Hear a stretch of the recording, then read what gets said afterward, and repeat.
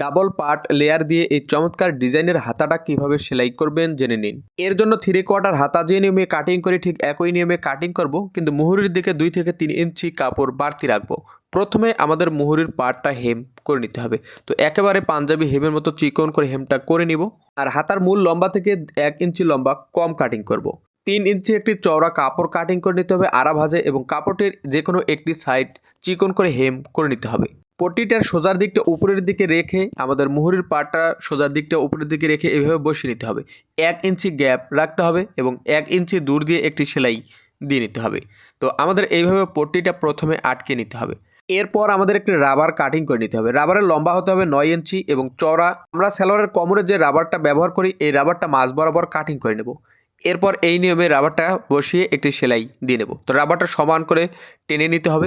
একই নিয়মে অপর সাইডে একটি সেলাই দিয়ে নিতে হবে। রাবারটা অবশ্যই এক সমান টান রাখবো। খুব সহজেই ডিজাইনটা সেলাই করে ফেললাম। পেজে নতুন হয়ে থাকলে পেজটা ফলো করে সাথেই থাকুন এবং ভিডিওটা ভালো লাগলে বেশি বেশি শেয়ার করুন। ধন্যবাদ।